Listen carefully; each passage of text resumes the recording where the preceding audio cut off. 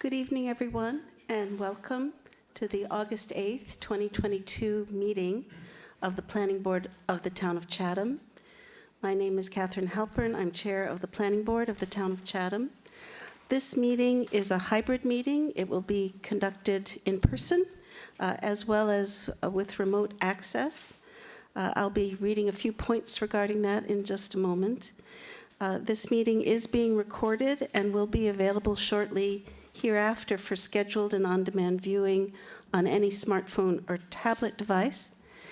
And if anyone else is recording the meeting, can you please notify us? I'll give you a few seconds in case you're muted. It's all right to record the meeting, but we do need to be notified. So this meeting of the Chatham Planning Board is being conducted in person and via remote participation in accordance with Section 20 of Chapter 20 of the Acts of 2021, and shall afford adequate alternative means of public access via Microsoft Teams, and also by calling the phone number 1-508-945-4410.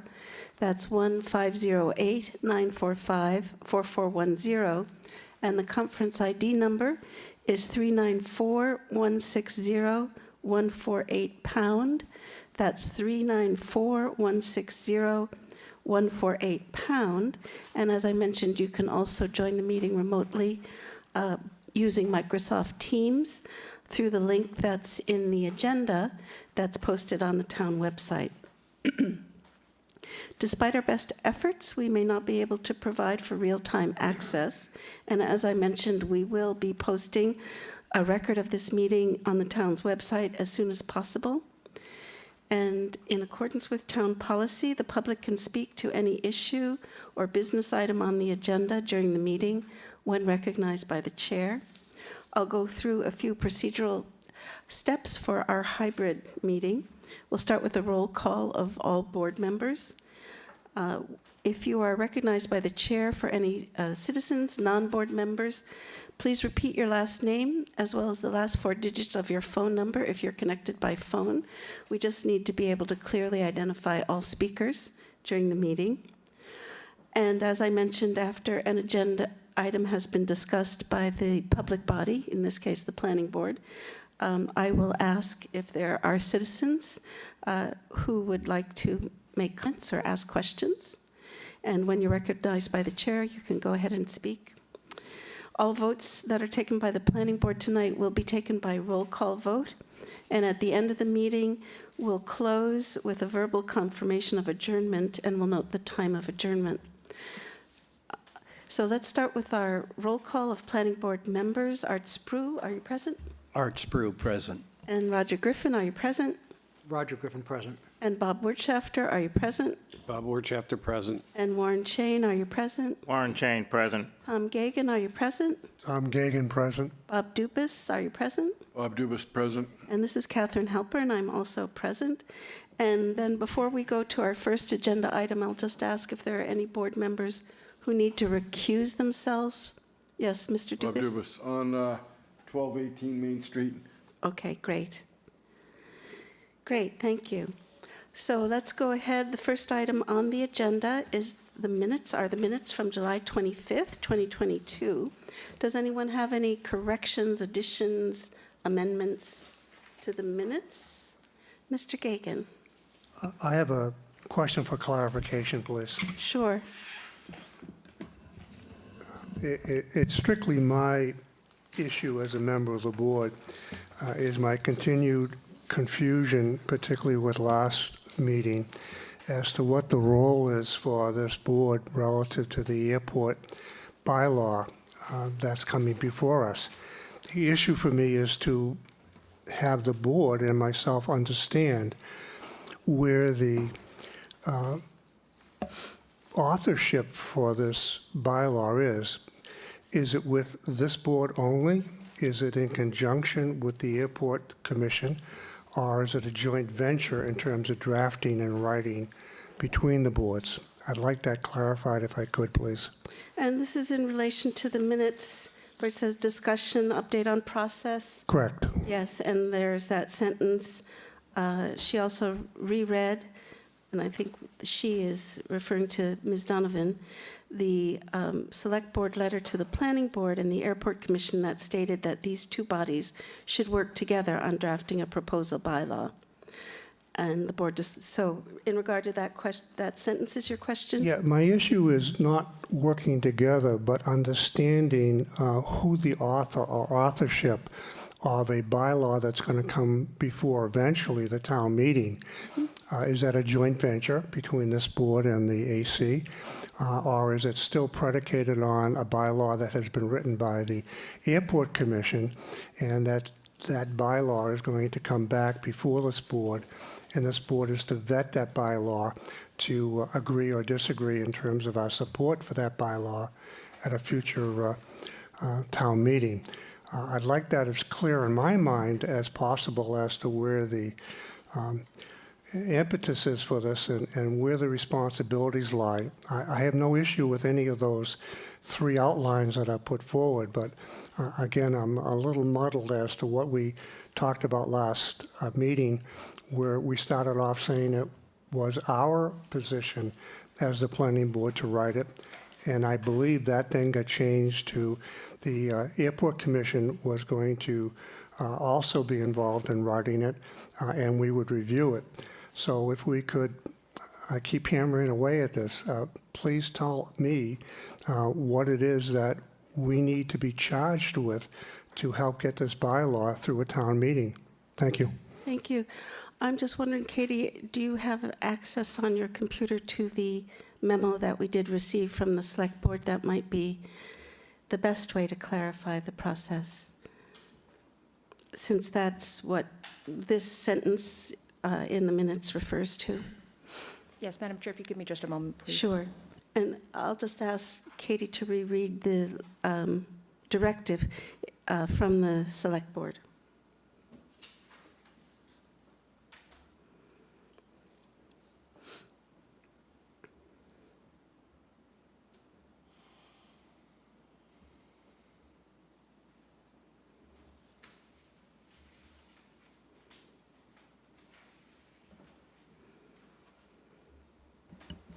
I've got it here, Madam Chair. Would you like me to read the entire? Yes, please go Okay. ahead.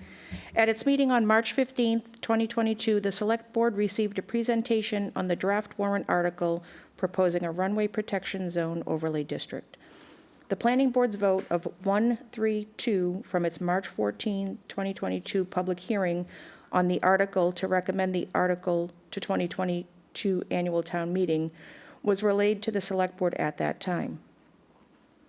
The Select Board, in acknowledgement of the importance of having an RPZ overlay district in place to comply with the legal and contractual requirements, voted unanimously to send the proposed bylaw back to the Planning Board for further consideration. The Select Board asks that the Planning Board take up the matter again and work diligently in conjunction with the Airport Commission to craft a protective zoning bylaw that realizes broad support and which may be favorably recommended to town meeting voters in the future. Should you have any questions regarding the foregoing, please do not hesitate to contact me. Thank you. And this was written by Shauna Neely, Executive Secretary to the Select Board, on behalf of the Select Board. Great, thank you. Does that, Madam Chair, was that letter, Katie, dated April 22nd? Was that Yes. letter that you read, April 22nd? Yes, And that was sent to the chair, correct? yes. Okay. and it was distributed to the board, I think, at I'm that sorry? time. I think we did also distribute the letter to the board. No, that's not an issue for me. The Yeah. issue for me is when I read and hear that, I'm still looking for a very definitive answer as to who takes the lead on this bylaw. Is it going to be this board? Is it going to be the Airport Commission? Are we working in conjunction? It's not clear to me as to what our charge is. And I think before this board starts out on this mission to clarify and get recommendations for a bylaw that would be presented at town meeting, that we, the board, should be clear as to what our role in this process is. All right, did you want to respond to that, Katie? Just to say, Madam Chair, that although I understand Mr. Gagan's concerns because it has to do with the minutes, I would just caution the board not to get too deep into a conversation. Right. Except for to clarify the minutes of the last meeting, perhaps at a future meeting, once this is back on the agenda, further, Yes. if the board would like to have a further discussion about that. But I will just reread the second paragraph, and it said, "The Select Board, in acknowledgement of the importance of having an RPZ overlay district in place to comply with legal and contractual requirements, voted unanimously to send the proposed bylaw back to the Planning Board for further consideration." Reading that, I would say that my suggestion, my professional suggestion, would be to start with that bylaw, see if there's any way that if that bylaw or portions of that bylaw could work, and if the board doesn't feel that way, then perhaps I would suggest a joint meeting with the Airport Commission, because ultimately it was a request to send it back to the board for further consideration. I think that's the place to start. Yeah. Yes, I would agree with that, that I think the planning board is taking the lead now and working in collaboration with the Airport Commission. And I'm just wondering if that's your question, Tom, because the way the sentence is worded, she, meaning Ms. Donovan, also reread the Select Board letter to the Planning Board and the Airport Commission, and the letter was just directed to the Planning Board. Is that correct? It's not? Actually, it's to you, Catherine, as chair. Okay, so we should actually cross out "and the Airport Commission," because the memorandum was directed to the Planning Board that stated that these two bodies should work together. That's actually, I agree with you, Mr. Gagan, that phrase may be a little different than what I'm hearing is in the letter. Might be that the Planning Board should take up the matter again and work in collaboration with the Airport Commission. Something like, maybe, is that maybe a better phrase? I have that's no more issue with that, consistent? Madam Chair. The letter. I think it's, I guess I said initially, it's probably more my issue in terms of nitpicking the No, it's verbiage pretty and clear. having an understanding of what our role is and how we can augment and supplement the airport in terms of what they're trying to accomplish. Okay, good. No, I think it's good to be clear, and I actually would agree with you that maybe the wording of that sentence should be amended slightly to better reflect what is in the letter from the Select Board. Thanks. Any other questions or comments, changes to the minutes as drafted? Additions? Move to accept the minutes. With the amendments as proposed. Do we have a second to that? Second, Thank you, Tom. So we'll do a roll call vote. Art Spru, Art Sprue, approve. Warren Chain, Warren Chain, approve. Tom Gagan, Tom Gagan, approve. Bob Wertschafter, Bob Wertschafter, approve. Bob Dubus, Bob Dubus, approve. Roger Griffin. Roger Griffin, approve. This is Catherine Halper, and I also approve the minutes with the amendments as proposed. So now we move to our next item on the agenda, which is a site plan approval, the formal site plan approval for 200 Meeting House Road. And this is the proposed demolition of 2 greenhouses on the site and proposed construction of a 9,600 square foot self-storage warehouse. And the existing, there is an existing on the site, a front retail building with a 1-bedroom apartment on the site to remain, although I do understand that they are changing that retail use at this point. And could you kindly introduce yourself? I'd be glad to. Good evening, Chairperson and members of the Planning Board. My name is Dan Ojala. I'm a land surveyor and civil engineer with Downcape Engineering in Yarmouthport. Molly McGregor is in the audience. She's one of the principals of the underlying company. And as you stated, what we'd like to do is, this is the old pine tree landscape site, and turned kind of into a nursery over the years where they had plants for sale out front, and it's still nicely landscaped in the front. But they've kind of transitioned over. They're working out of the back. They're going to maintain a little bit of a presence on the site, the pine tree landscape. So we plan on just leaving their sign out there. They rent a little bit of space in the front building. And that's going to be kind of their, a little bit of a, just keep it in mind as people drive by. It's a very attractive little sign. The use is a nice quiet use, super low traffic generator. This is a self-storage facility, and it's going to have 2 levels. And the nice thing about self-storage is you get a little bit of traffic when they're filling up, but after that it's dead. There's, just a couple of trips a day, generally a few trips. You'd be surprised to see more than 3 cars, 3 or 4 on a Saturday maybe, but nice low traffic generator. And it'll, generate a little bit of income for the town on the assessment because it's a big building. It's going to be sprinklered, but super quiet. And so we feel, and especially as you drive down Meeting House Road, you'll still have the nursery in front. That kind of Cape-style building will kind of be what we would call a frontage building and kind of disguise the one in the back and just kind of break up the facade and basically shield it from view. But from Commerce Park, we're introducing a new curb cut over there, and you'll be able to back the trucks in and load and unload on that side. There'll be a couple of freight lifts up and down, but not too much traffic, as we say. Once they're filled up, they tend to be very low turnover units. We worked with staff carefully on this one. We did get rid of the description of the retail use out front. The building commissioner made a determination that this special use in there was more of a wholesale storage type, very, very quiet use. Some in the front, consignment type. We are introducing new sprinkler systems, so there's a new water line coming in from the front.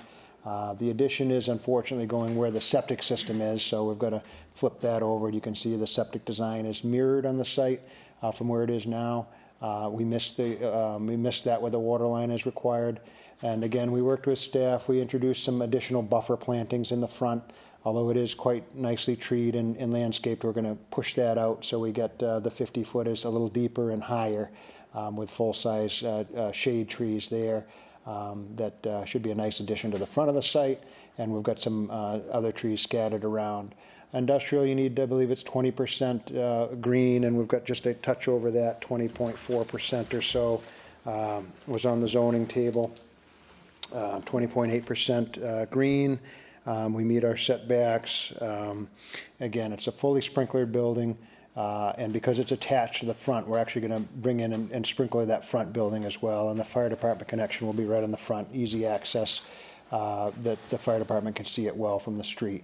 But we'll certainly work with them if there's any questions. It seemed to be a pretty clean staff report. I think we've gotten a couple of little bugs out of it, but I'd certainly be glad to answer any questions if you do have them on the site. Thank you. Great, thank you. I just wanted to mention to the board, as you mentioned, one of the main issues was the use in the existing building on the ground floor. A retail use that is not incidental to the storage unit would not be allowed in this zoning district. And so we understand now that this is a wholesale use on the first floor of the existing building. Is that correct? Correct, Yeah. and the building commissioner has looked at it carefully and determined that it would not qualify as retail. We Okay. removed the sign, we don't need it, and so it looks like it's going to be a good compatible use. Okay, great. And the parking calculations are based on the residential, the apartment above, and the wholesale use on the first floor of the existing building, and then the storage unit. All right, so let's see if there's other questions. Art, why don't you go ahead? Thank you. Okay. The first thing I noted was the buffer strip in the front, adjacent to Route 137, there's a requirement for that being 50 feet. Now, you're showing a 50-foot buffer strip, but you show no landscaping in that area. So no expanded landscaping in that area. So That can be easily accomplished by reducing some of the flow-through traffic flow there. There's plenty of space to expand several of those green spaces in the front to the 50-foot, as close to the 50-foot mark as possible. Yeah, we went over that with staff in some detail, and I think the exact language of the bylaw was a width requirement of like a running linear of 50, which we exceeded, and it wasn't prescriptive as to depth in the final analysis. So they thought with the introduction of some higher trees to bring that height up, that we would meet code, as currently configured. It would be too tight with the backup to go 50-foot depth. So we were pleased with that interpretation and are pretty comfortable right now that I think we're in a pretty good spot. Although it's beautiful now, it'll be even more beautiful, and it does meet the letter of the law. Well, not with the way I read the bylaw. The bylaw says a 50-foot. It's 50-foot setback based on the property line, not based on where it is from the edge of the road. Yeah, but I So think it's a depth So what you versus can do, width. I'll make my comment, and Yeah. you can decide whether you're going to, and if it's part of the decision or whatnot, and you can decide how you're going to accomplish it.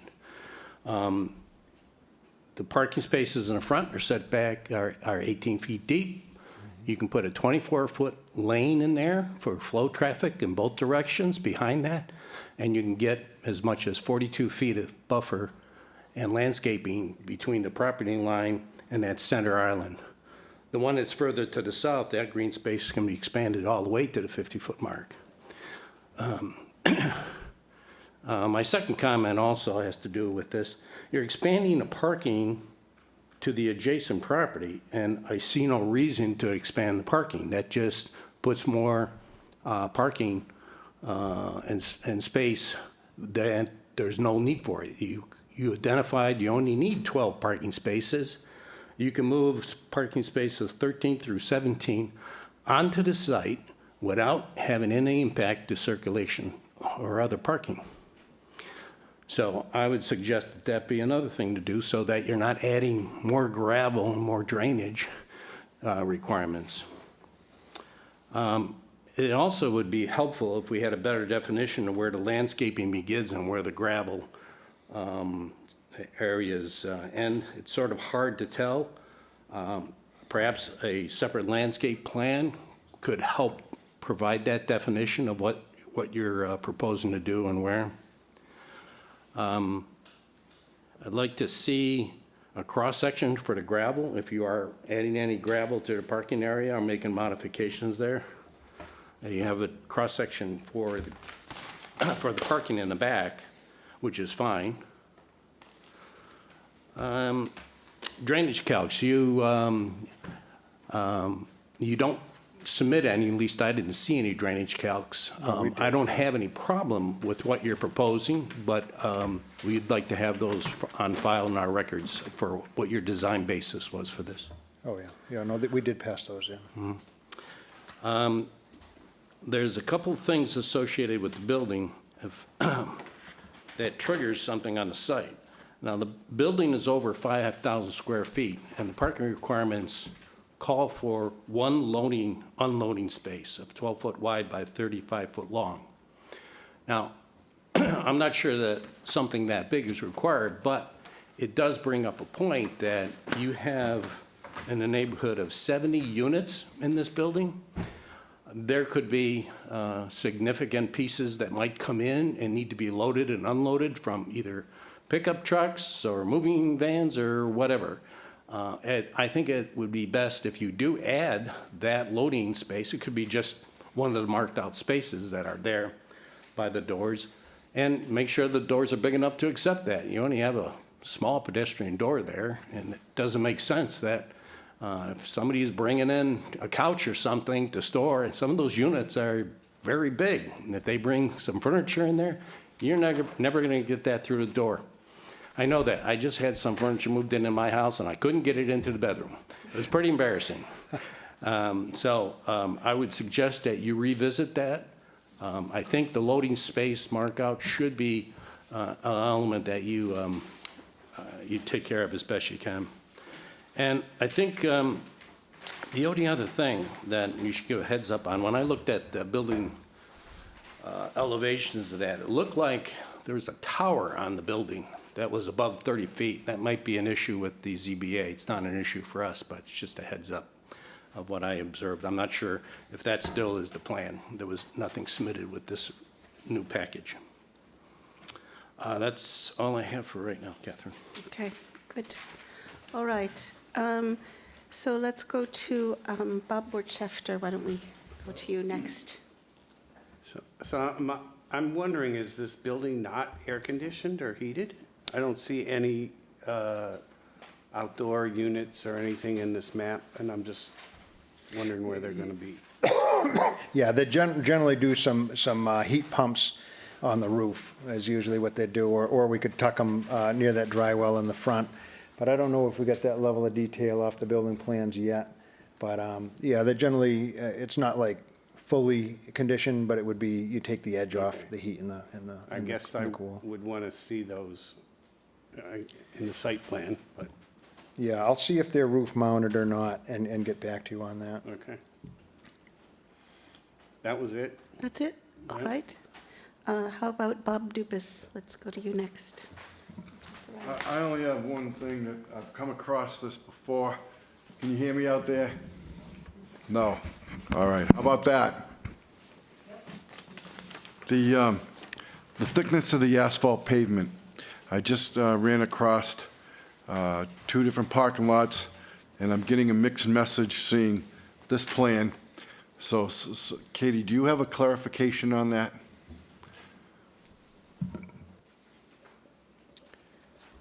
Are you speaking of like the 2 inches of minor and 1 inch of top? Sometimes you go 2.5, 1.5, or 4 inches. I asked another engineer for a spec on it, and he told me 2.5 and 1.5 in this town now.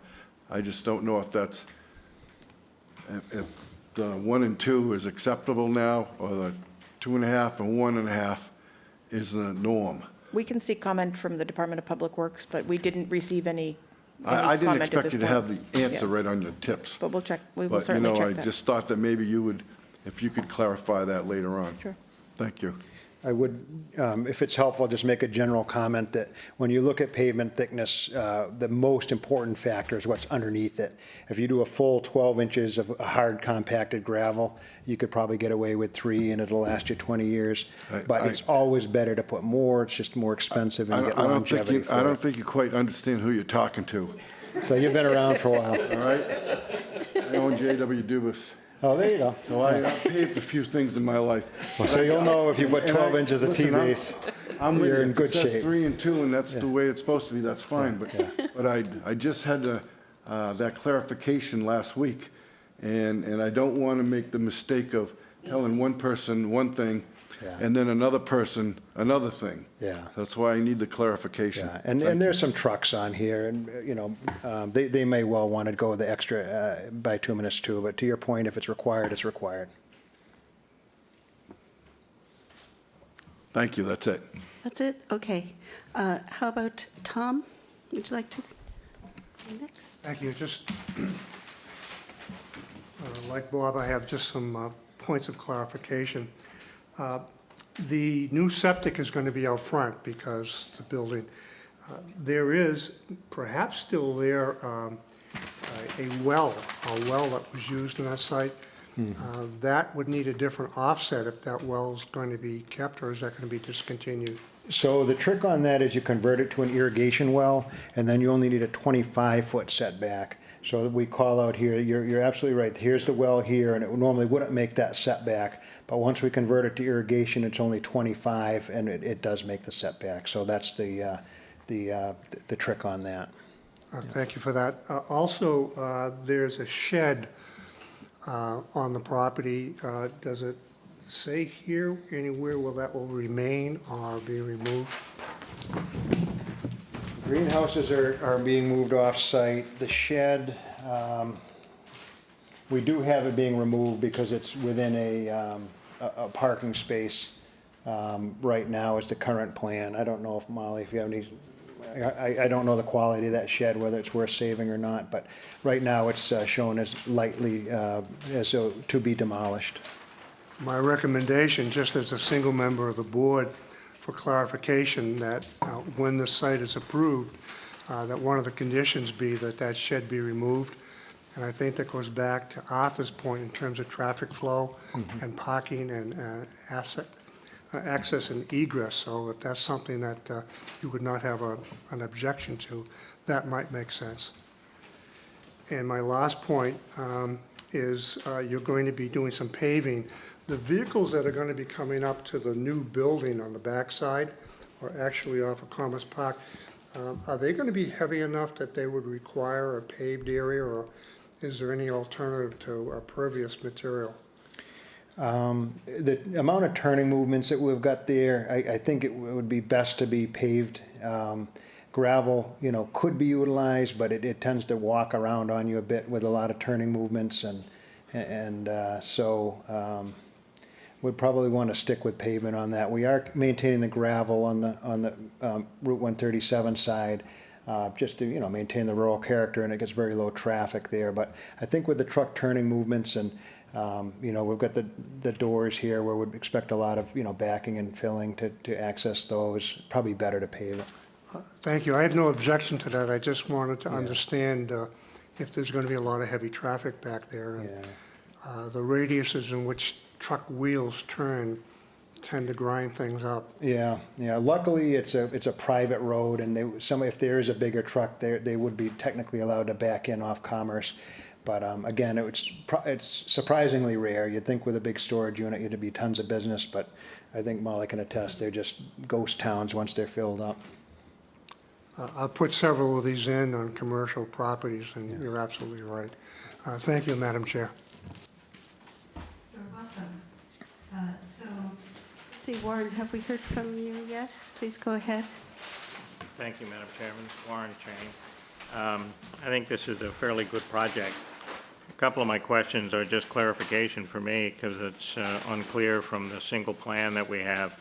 Pine Tree Nurseries is going to continue to operate, is it not, on the same Yes. general location from the building that's up on the northeast part of your plan here? You betcha, with a small presence out front here. And it's going to go way deep off of Commerce Park, where it currently is parking all of its trucks and Yeah. mulch heaps and so on? Yes, that's correct. This is the building here, and their yard is heading to the north there.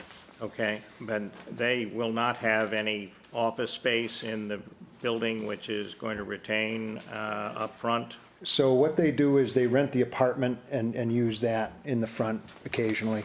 It's not heavily used, but they just like to keep a little presence out front. Now, is this entire property, including Pine Tree, more than one lot at the moment? Yes, yeah, there's a firm demarcation line. The real property is divided right along this line here, so it's The bold separate. line there is the outline of the single lot that is being dealt with here. That's accurate, yeah. And Pine Tree does have some operations on the lot where the storage unit will go, as well as that shed in the back. But it's going to continue to be a business after this is completed, correct? That's 100% correct. Thank you. I had the same question about the parking as to, we usually have not enough parking, and here we've got, not only is there enough parking, but we're renting space on an adjoining lot. Why? Well, basically, because it's there, it is a fair point, and I didn't actually discuss it thoroughly with Molly, but back when we counted it as retail, we needed the spaces. As soon as we didn't need them, but as a practical matter, they're there. There's a nice natural drainage swale that's already here, and it just kind of looks like it's part of the property, so I thought we'd just leave them if it didn't seem to be a big deal with this board, would leave it in place. We'd just be adding one leach pit, just for the odd, the biggest of the storms might fill up that swale, so kind of an overflow pit. So, we just thought it would be because it's there, we'll just leave it, and And put a that lease parking area is still in the industrial zone, correct? 100%, yeah. And it enjoys an even bigger buffer as you go back, and this is the line here is, getting towards, and again, it's a different, the bylaw is definitely written interestingly, but the 50-foot measured one way versus the other, but, The substantive questions that I have really relate to the entrance and egress, because currently there's only a single curb break involved in your proposed business here, correct? Well, So people are coming and going in the same, that's accurate off Commerce, there's one in and one out, but here, and I admit it's a little hard with all the writing on the plan, but there is a curb cut here and here on the west side, single No, on the east, I'm really double talking on the about, because west. there's no access to the storage units except in the back, right? Yeah, unless you're walking through with a valuable or something, you'd probably come around the back, yeah. Well, there's plenty of room to have a separate entrance and egress. And I guess my next question would be, without knowing the turning radius required, but if you had a bunch of cars parked in there, I'm not sure how big a moving van you can get in there that could turn around. It would have to be backing in, I suppose. Right. And then the comment was made, I was going to clarify as to what kind of doors are going to be there. I would have assumed that you would have had some large garage-type doors so you could take reasonably substantial things right out of the back of a van. Yeah. But it there- doesn't look like that on the plan. It looks just Yeah. like a standard 30-inch wide door. Yeah, I think that would be an oversight by the architect if that's all they show. And my draftsman didn't think to widen them up any, but I think as a practical matter, we're going to have two, this is on the order of 12 to 14 feet wide spaces in front of the doors. So I'm sure they would put a roll-up door or an overhead door on one of those two for the grand piano or something that's going to go on one of the lower units. And Wouldn't you put a little the, bit bigger door, Molly? Probably do. You should speak in the mic if, or I can translate, but. I would do double doors if it's climate, temperature controlled inside. All right, so she, Molly McGregor from the audience said that she would do a double door, because there's some climate control in there, double swing door for energy rather than overhead roll-up, but it would be much wider than plain 36. but So- no airlock or anything, just a double door that would open up. Into a hallway. Now, so- at what level is ground level vis-à-vis the floor level when those doors are open? Right, exactly the Because same. I would have thought you would have had some sort of a loading dock such that would allow a truck to back up to it and be at floor level.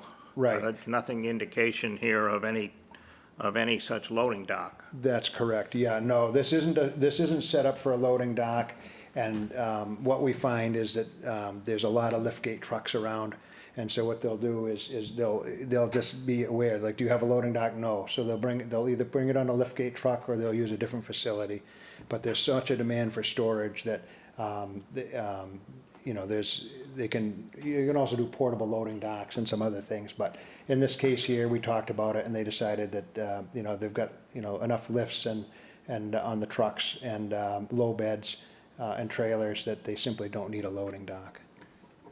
Well, I guess you're sort of describing a large commercial storage area where moving vans and stuff would have whole households stored versus a self-storage place where pickup trucks and people with a trailer and need a little extra space are going to rent space to store things.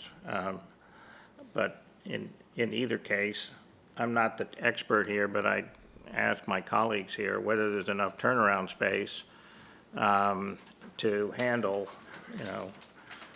trucks with pull trailers behind them that have a bunch of stuff in them. And if, in fact, you're as good at backing up a trailer as I am, you certainly would want to be able to go in and have a turnaround. And at the same time, you are likely to have some large vans moving in there, even if they're only dropping off a sofa or something. Again, it gets back to the separate means of egress and entrance and having adequate space to turn around. Right. When there may be cars parked there.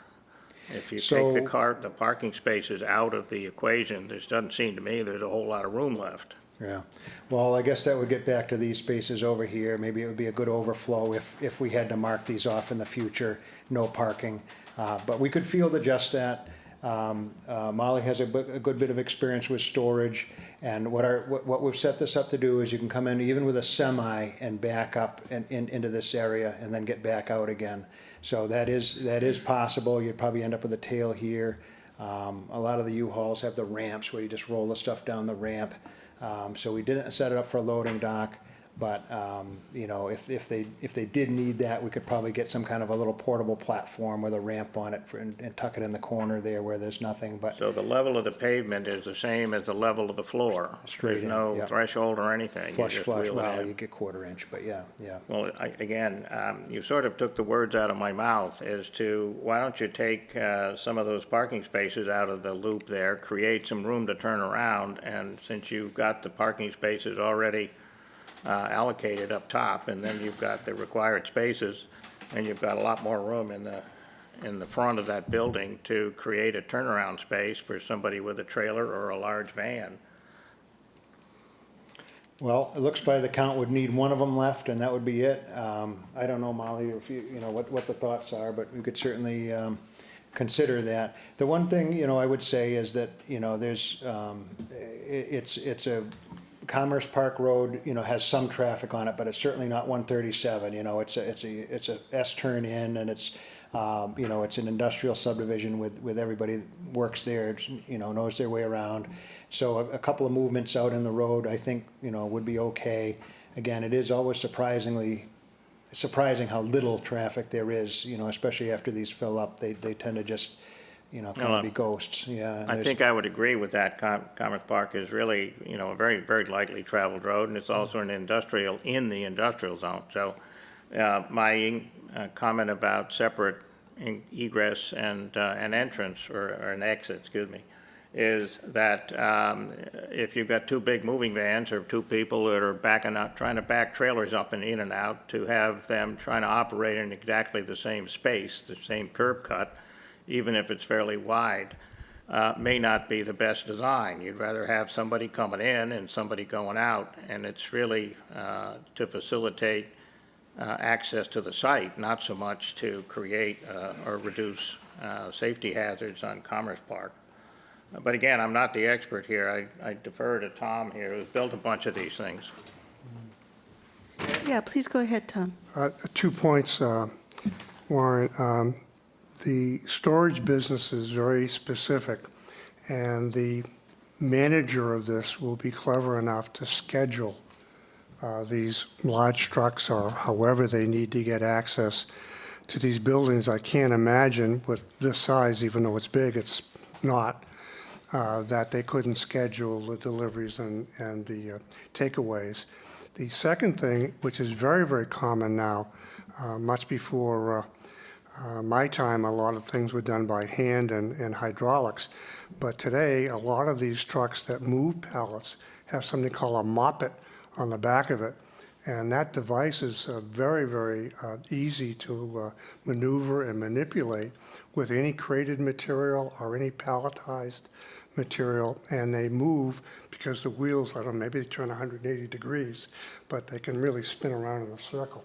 So the access area for self-storage, the larger units have a moppet right on site, and they're in and out in a minute, 2 minutes. I mean, it's really very easy to do now.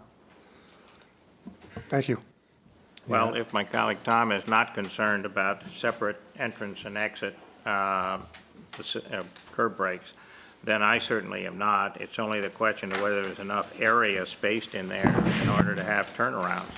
And if there is, great. If there isn't, you might want to reconsider taking some of the parking spaces out and using the rented spaces instead, and making sure that there is a sufficient guidance such that people driving in know how they can pull in and actually do a complete 180 turn and be heading the other direction. But that's my only other comment. Thank you. Thank you, Warren. Roger. No, I don't have any real questions. I think the only thing is when we were talking about the access in and out, I think you probably know better than the type of business that we're talking about, but if you're talking maybe 10, 12 trucks deliveries a day, if that was the case. Just a couple, probably. So I don't think we have a concern even the way it's laid out, because I may have been in the business running 40, 50 warehouses at a time, and it's pretty much the volume that's more the problem than, the space. And if that's the case, I don't see that it'd be an issue. That's all the only comments I have. We appreciate the comments. And the one thing I would say too, that as a safety valve to this, if we ever really did, say we approve it the way it is and there's an issue, we'd have two safety valves. One would be to move these spaces over to here, or, leave these and renumber them. The other one we could work with Pine Tree and that's what I was probably gonna- create a loop in this area here so that you could actually, have a turning movement. But honestly, I don't think we'll need it. And in laying the template out, it's quite easy to back in and out with a big, like a turning T type movement. So, but I would assure the board that this is going to be, you can see Molly's name there. She's got some interest in that as well, and we could adjust it in the future if needed, if and when, but we really don't think we do need to. Yes, okay. Do you have more points, Roger? That's the only question, that's the only comment I have, I'm fine. Great. Yes, that was what I was going to suggest, to consider having an additional ingress or egress on the other lot if needed. That could be considered. And if I could I just want to be clear.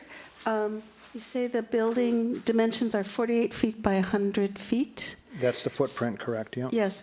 So does that mean that you just have a line of storage spaces with the only entrance is on the, I guess that's the east, and that they're all 48 feet in depth?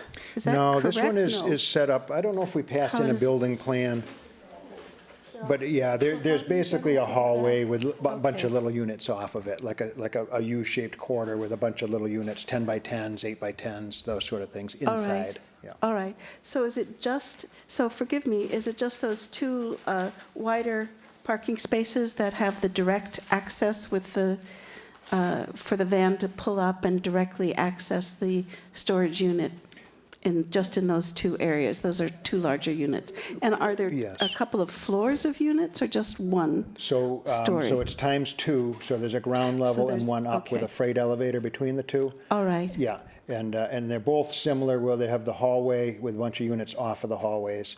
And yes, I was going to try and answer the question, but in terms of loading spaces, that's what these wide spaces are, where you'd back in and just leave it in front of the door on this space here and on this space here. And there is 35 feet, in depth. I don't know if we want it striped off or if that's reasonable enough to leave, but that was the intent there. But again, I think at least one of these doors will be a double door for the larger items.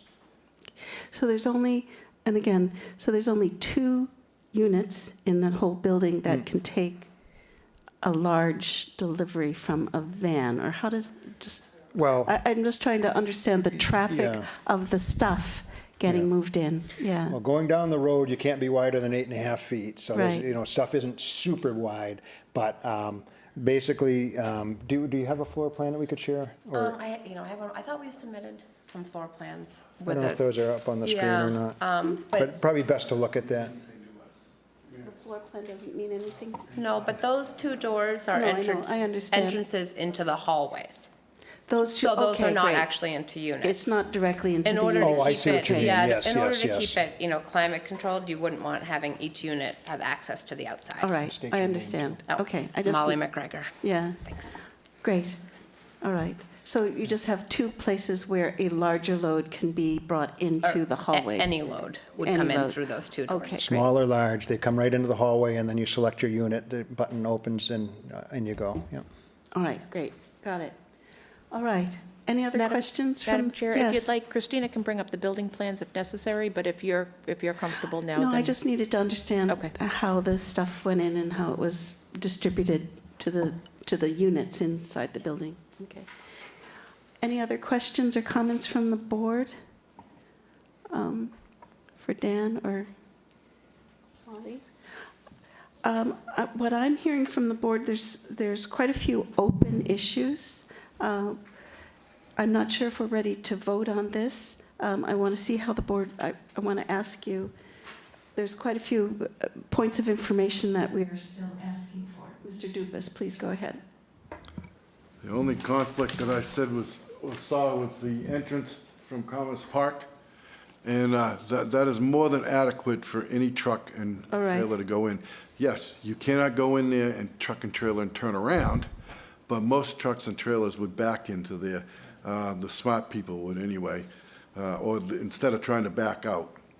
As far as the loading docks, not necessary, like you say, most of your stuff is going to be from individual people, I would imagine. You're not storing huge containers or households unless somebody's building something and moving here and needs a temporary space. Everything goes through the doors, E-graded from the inside to the storage units. As a traffic person, I don't see any problem with that not being sufficient. I think a dual entrance would cause more confusion than a single entrance. Okay. The only other thing is, you're proposing to go across Meeting House Road with your 4-inch sprinkler line. Did you ever think about coming off Commerce Park? It might be a little less expensive. That's a great question, and we may. I think one of the things we're balancing against is we're hoping to have the double check valve. There's a little basement area here. Otherwise, we could just create a little basement over here. But we will weigh that out carefully and look at it. And because I think you're right, I think the main is on the other side of the street on Meeting House. That's a tough one. Okay. Arthur, did you have a comment? Yeah, I just wanted to clarify mine. I wasn't looking for a loading dock. I was looking for designated loading spaces where there wouldn't be a car parked. So, Well, he has them widened. he hasn't widened, but they're not designated as a loading space, so nobody's parking there. Because, you know, if you don't mark it out, I know. Well, somebody parks. maybe you'll mark it out for us. I think that'd be a great call. We'll stripe out loading zones on those two Yeah. doorways so that. I'm not, in this particular case, I'm not looking for something that's 35 foot long, as the bylaw says. But if you just designate that so that people are not parking there, that's going to be fine with Great. me. And I'm in agreement with Mr. Dubus about the circulation and at this particular situation. They're going to use the site just exactly as you described it. Okay, good. And as long as you stipulate that the HVAC units are on the roof, I think we're okay too. I mean, they're gonna be on the ground somewhere, the site plan Needs to be. really needs to be on the site plan. Yeah. Yeah. Do you like those screened if we put them on the ground? You put a bush in front of them and, yeah. So we'll double check on We need that. to know, yeah, Yeah. yeah, Yeah. we need to know. So we'll confirm that they're on the roof, and if not, we'll come back for a minor amendment, or however the board would like to work it. And, you know, if you'd like to put a condition in there that if required by planning after 1-year review, we eliminate these spaces and use those, we'd be happy to do that. But our guess is we'll be all right. It's just such a low traffic generator. It's just, doesn't seem to ever be a problem. Yes, please go ahead, Tom.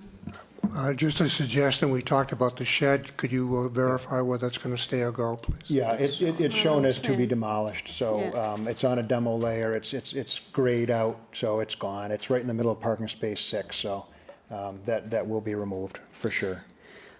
So we need to confirm that the, any air conditioning units are on the roof, not on the site Roof-mounted, plan? yeah. Yeah, roof-mounted. We'll need the drainage calculations for the file, I think you've got them. yes. Madam Chair, Yes, if please I go could, we ahead. do have the Oh, you do drainage have them. calculations, Okay, great. and the Director of Natural Resources did review them. Yes, he did, that's correct, And yes. he said that the drainage system appears to be adequate and should function as intended. So we do have them in the file, and they've been Okay, reviewed. Thank you, thank you. Yes, If your air conditioning units go on the ground, we have certain rules to be fenced in and then shrubbery around them. Well, if the board would entertain a motion that we would put it in this area here with screening, if on the ground, would be happy to do that, if that helps facilitate things. I don't believe it matters to us where you put them as long as they're adequate. I just think they have to be on the site plan if they're not on the building. Maybe, probably need them on the building anyway in the site plan, but Yeah, you're there's, gonna have to submit another site plan, it seems to me, anyway, so.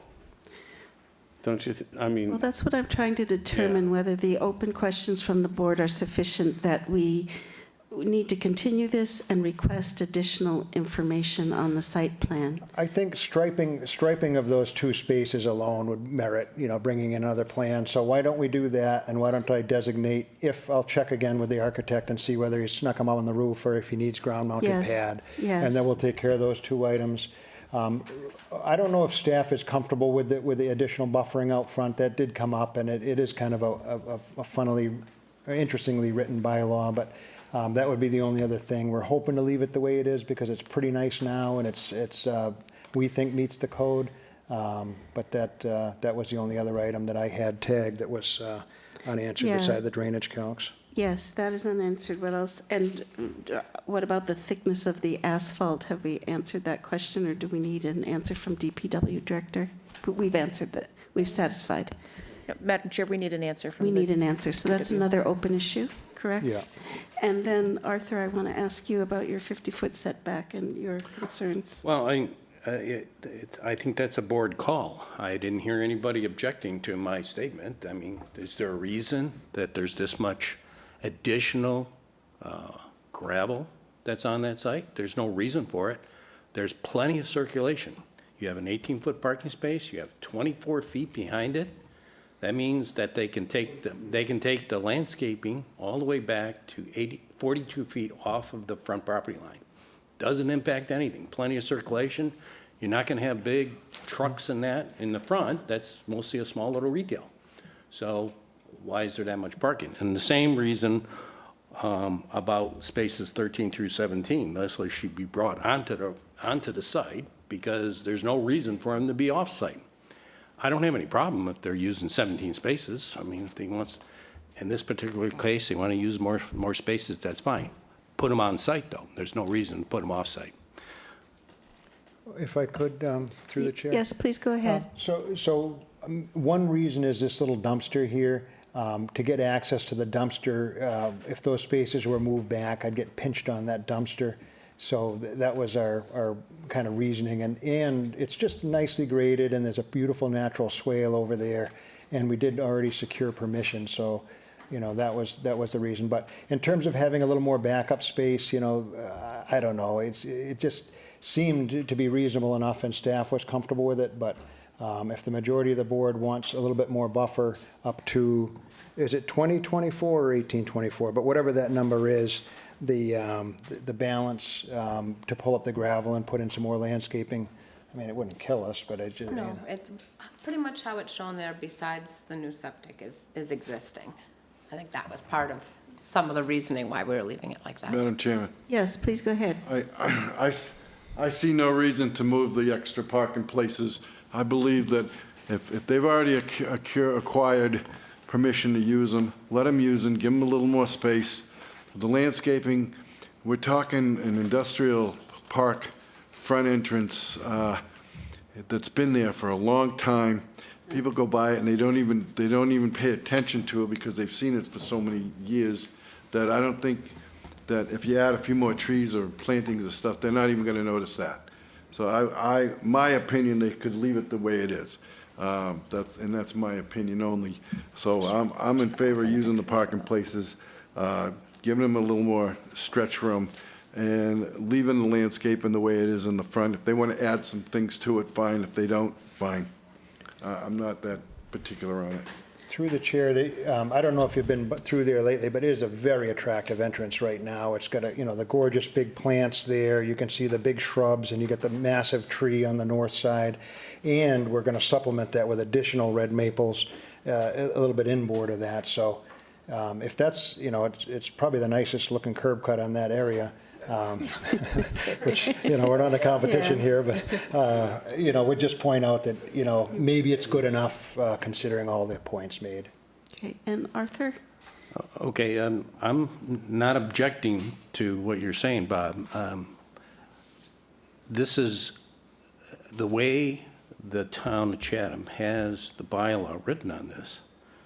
It's not a rule and regulation. This is a bylaw. So we need to cite and put a waiver in. Our board should be actually defining that because that's a criteria that's pretty clear.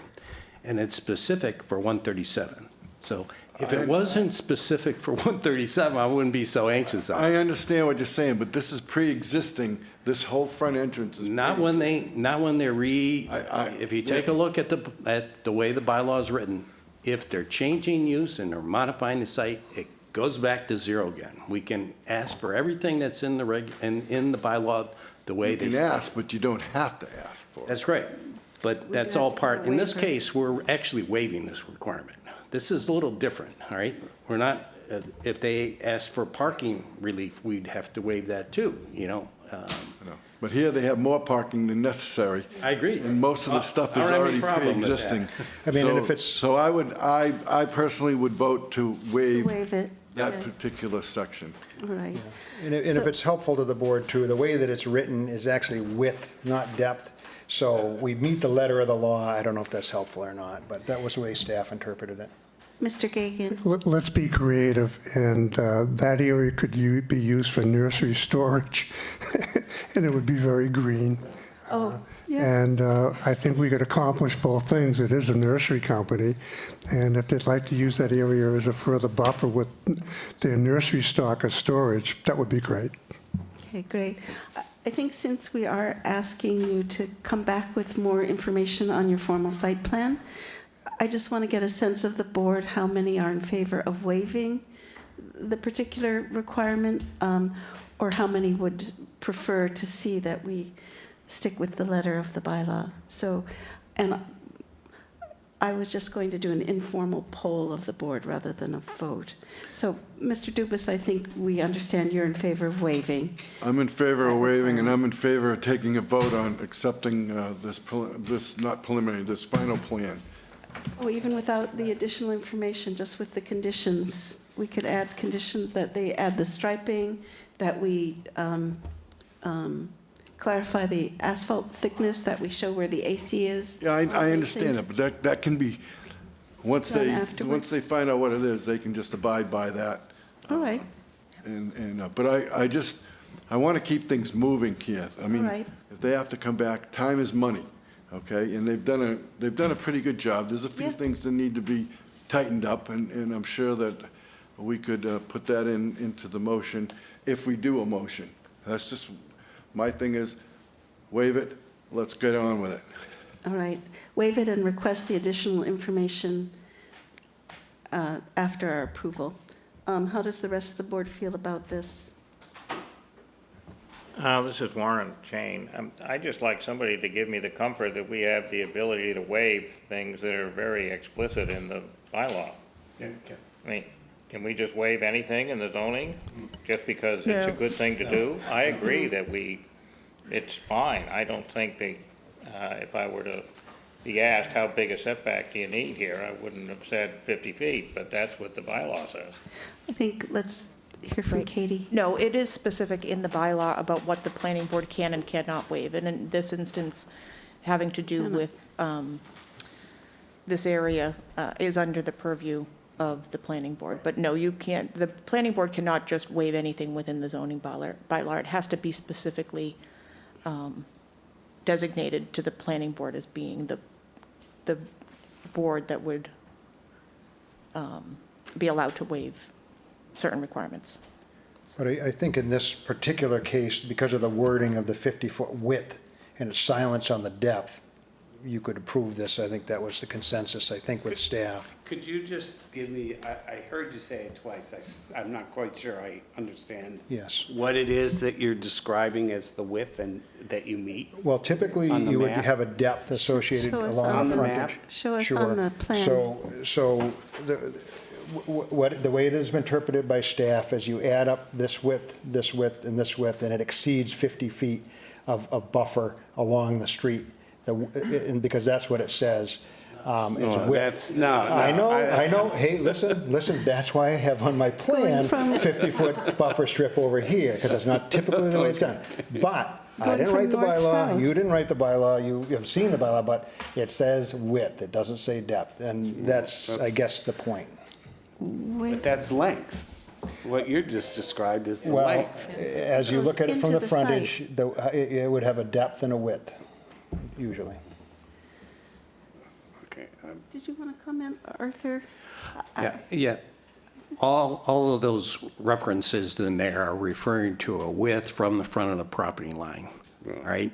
If you had one entrance or two entrances, that's would be a site-related issue of what we would approve or not approve. But where there is no entrance, the width of the landscaping should be 50 feet. That's what it states, okay? Now, granted, I'm going to agree that in this particular case, we're not going to push that issue. There's no reason to at this point. But I'm disputing the way you're interpreting that. Well, again, Yeah. you know, it's So- interesting writing, interesting language, So for sure. I just want to be clear, so when Arthur's understanding of what width is would be going from west to east, 50 feet. That's what I would understand, quite frankly. And why do we not have that? Can you show us on the plan? And how can we have that? Because that's the way I would understand the bylaw. Right, but, you know, and I think normally that's the way it would be written, except that it would normally, you know, give you a depth rather than a width. So what that would be is this line right here, which is Yes. very close to those parking spaces, so it would completely wreck the ability to park the way that it's been parked for all these years. So that's the problem. But the bylaw being written as 50-foot width, the staff thought that by widening this and by introducing some height to it, we wouldn't really have to address the issue. I think they can do that. Well, no, you certainly, you could certainly increase it in some places, right? But space 6 has to back up to about right here, and there's where the line is there, so it's into it. So you lose parking. Yeah, it's 47 feet to the septic. That's roughly what you'd need to back up. So, you know, could we green up over the septic a little bit? Yeah, we could do that. But it really, like, as you can see now, it's just gorgeous, you know, I don't know how much landscaping you need, but it's, because the road, we've got 20 feet in the right of way and all that landscaping. But you- We thought 2 more trees might be enough.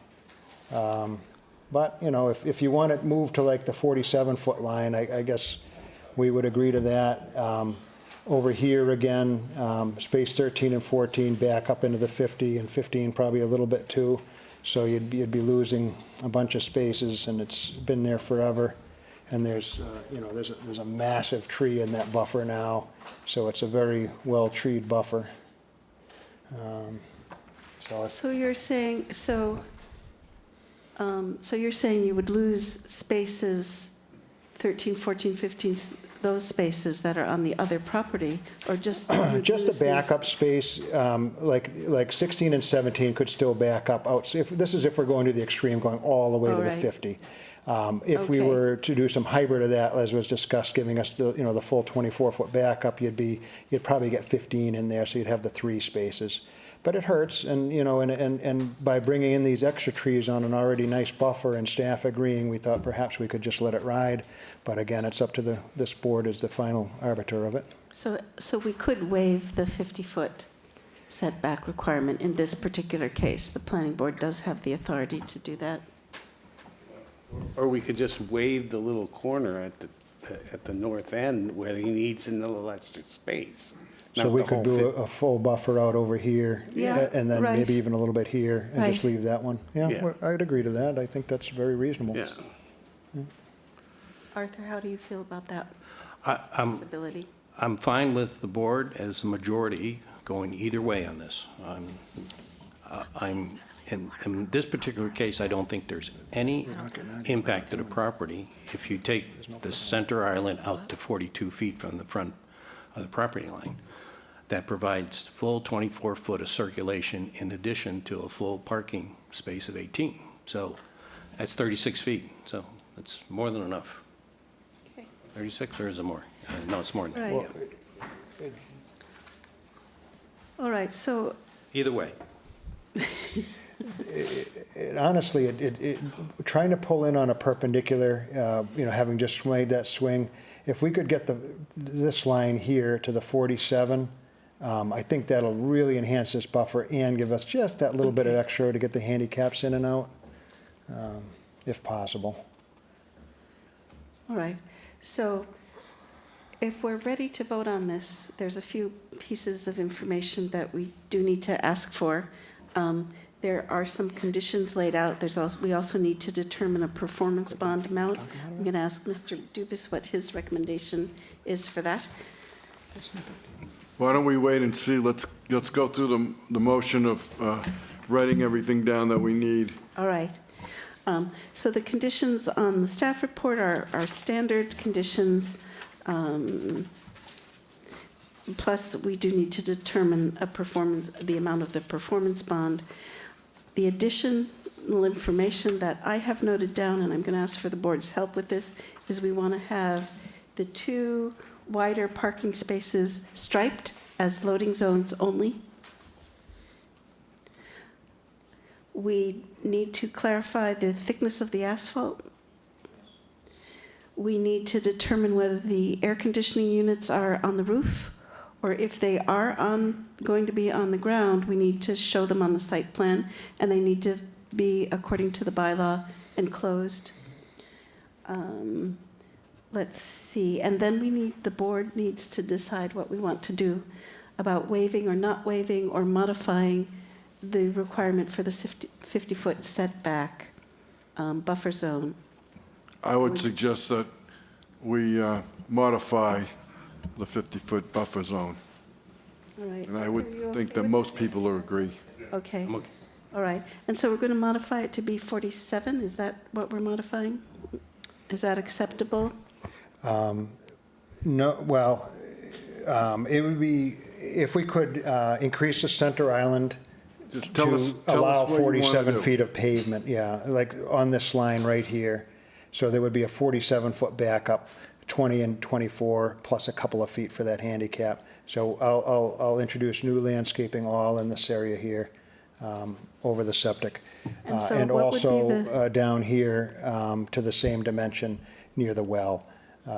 And we'll, by, I think, consensus, just leave this alone because there's such big trees there already. Okay.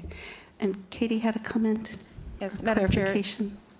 if I could, I just wanted to mention that I actually don't think that the planning board does have the authority to waive in this All right. instance, I'm just reading the bylaw Okay. currently, and it's not within, under the green space requirements, it's under the dimensional district regulation. So I don't believe that the board has the ability to waive that. However, I would say that it is pre-existing non-conforming, and if the board is looking to ask that, they provide additional area, I think that's fine.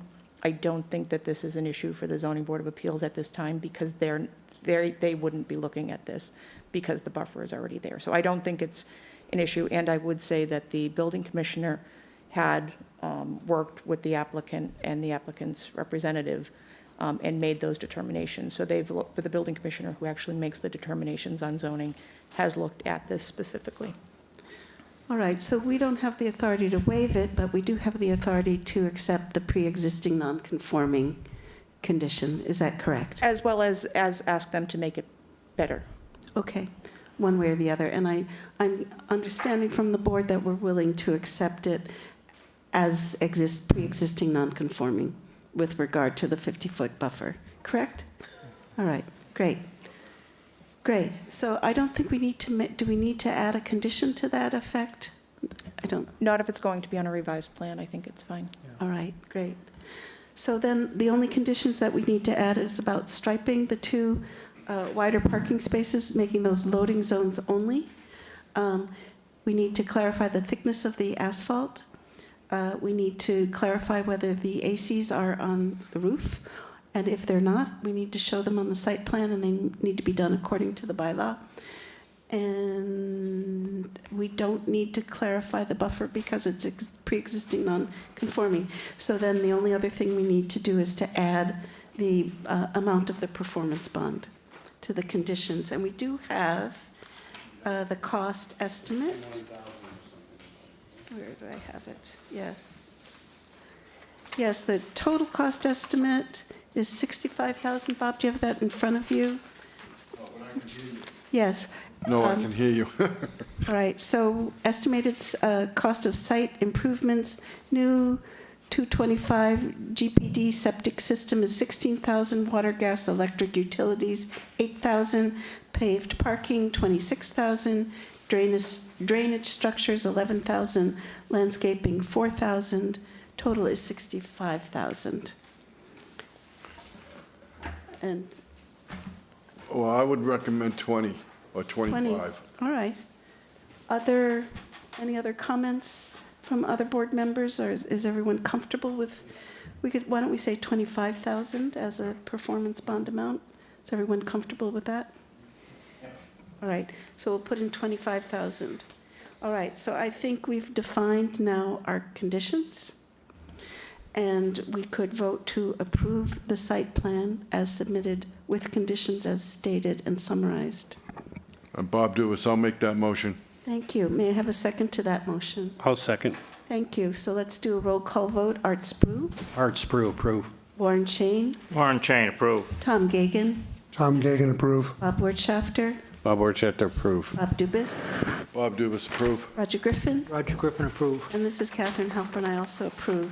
Thank you very much. Well, thank you folks very much for Thank you. working with us. We appreciate you saving us a meeting, and we'll get a revised plan covering all these points. Thank you very much for your Sounds time. good. Good luck with your business. Thank you. Yeah, Thank you. all right. Great.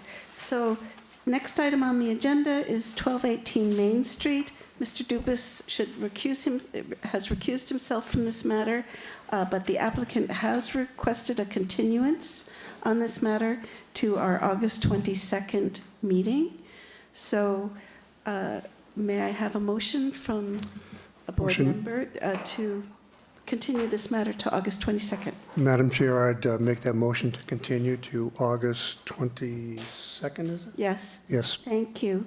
Is there a second to that motion? Art Sprue, I'll second. All right, let's do a roll call vote to continue the matter of 1218 Main Street to August 22nd. Art Spru, Art Sprue, approve. Warren Chain, Warren Chain, approve. Tom Gagan, Tom Gagan, approve.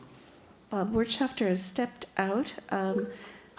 Roger Griffin, Roger Griffin, approve. this is Catherine Halpern. I approve. We should have Bob included in the vote when he returns. So if we could just wait a moment for Bob's return.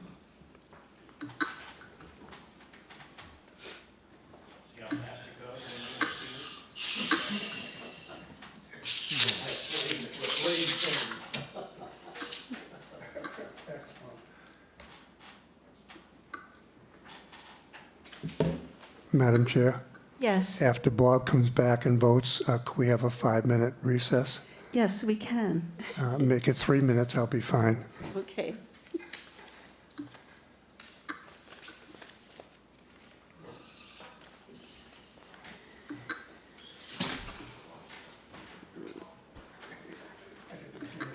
Yes, we're waiting for your vote. We're in the middle of voting to continue 1218 Main Street to August 22nd as requested by the applicant. I approve. All right, and I think I also voted I approve. So we will continue that matter to August 22nd. There's been a request for a 5-minute break. Yes, Katie, I'm sorry. I'm just going to make sure, just ask everybody to mute your microphones during the break. Thank you.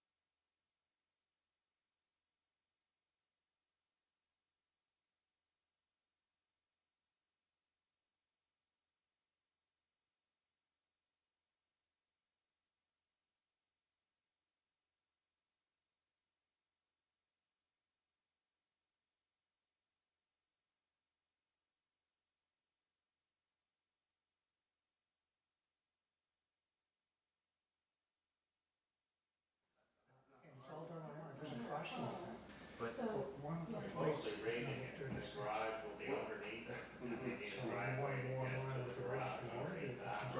Right, no, But that's a brand new driveway.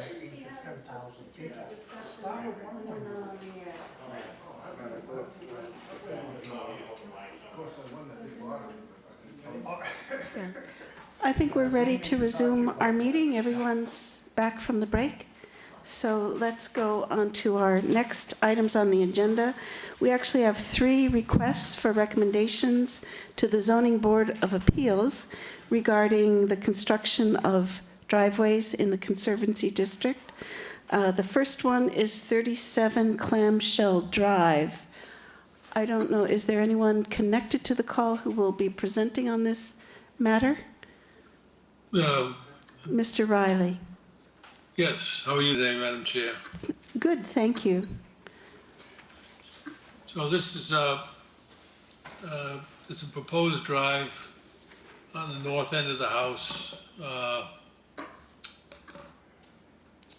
That is going to be gravel or shell. And then there's an existing drive that's going to be reduced and reconfigured. It will also be shell and gravel. And there'll be no change in grade of either driveway. Okay, thank you. Why don't we go through and see if the board has questions or comments? Let's start with Arthur, please. Thank you. I did go out and take a look at the site, and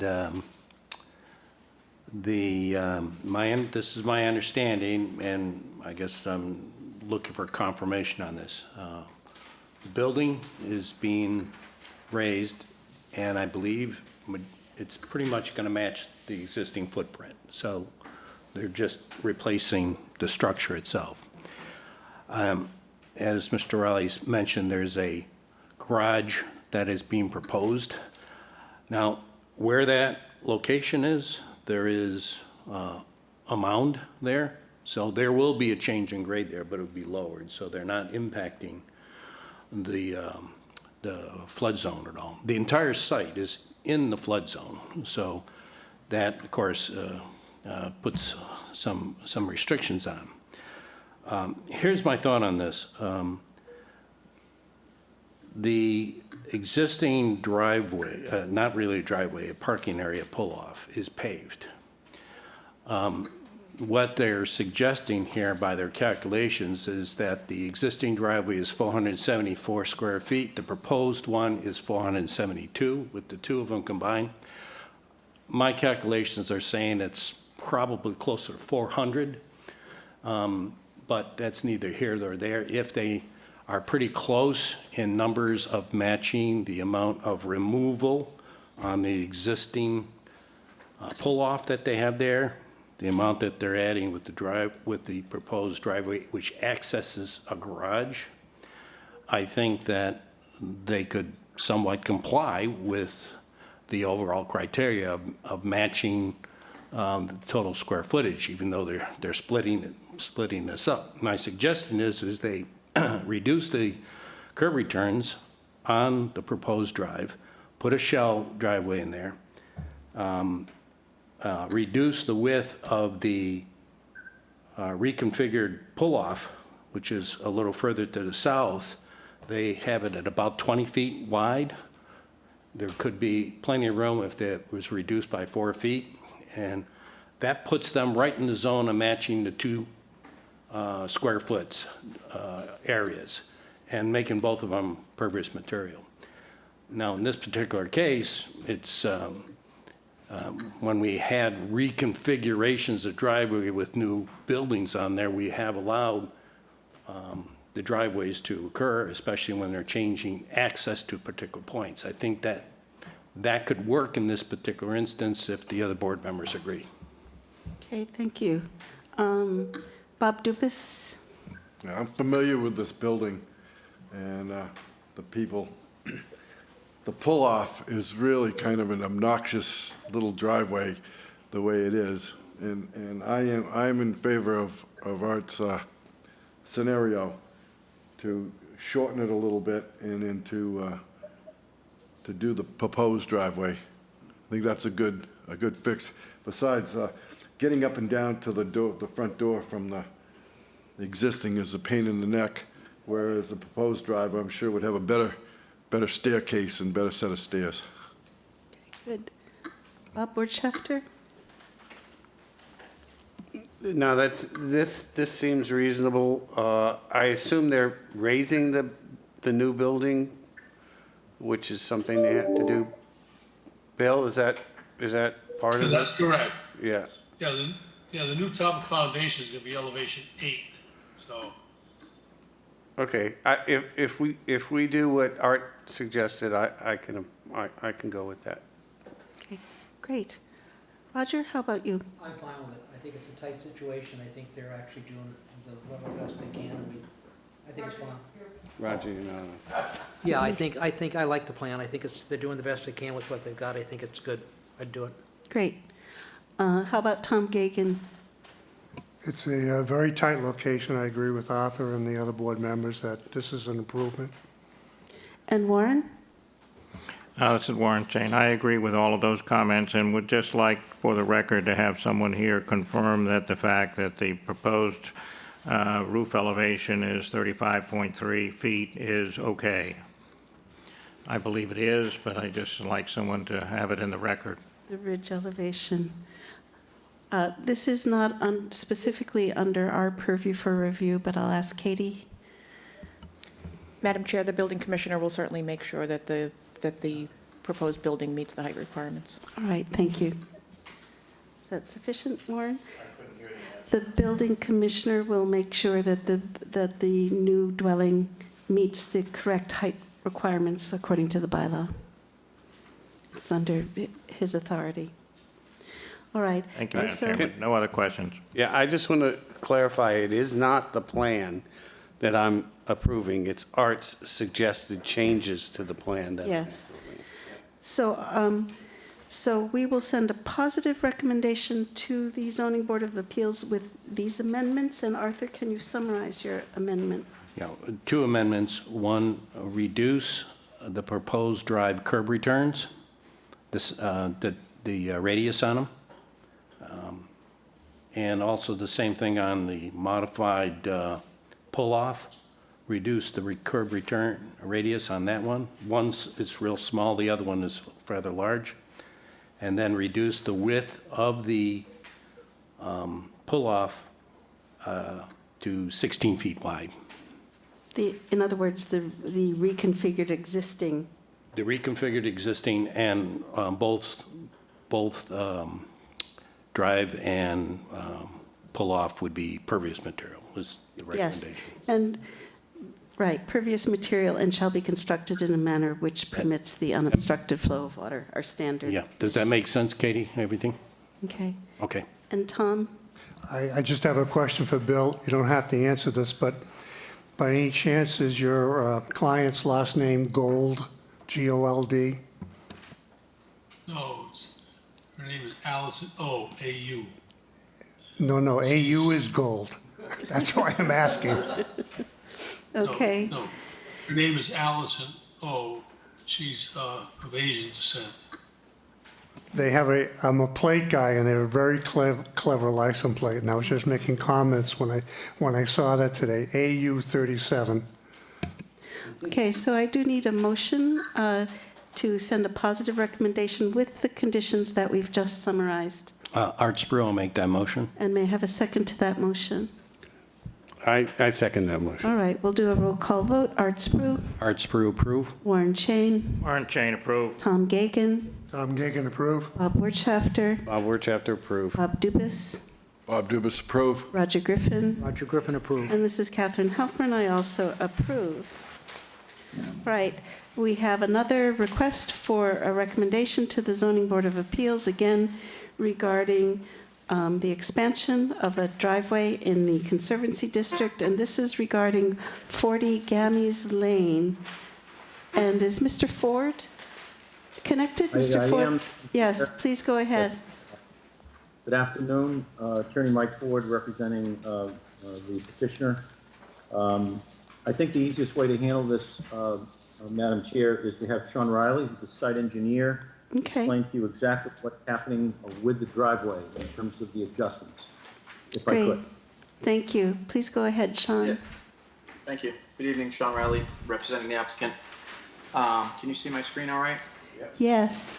This is what we Yes. need to see, these wonderful colored maps of before and after. Yes. It really Yeah, I helps make figured it much this more might- clear. Thank you. This might make it a little helpful here.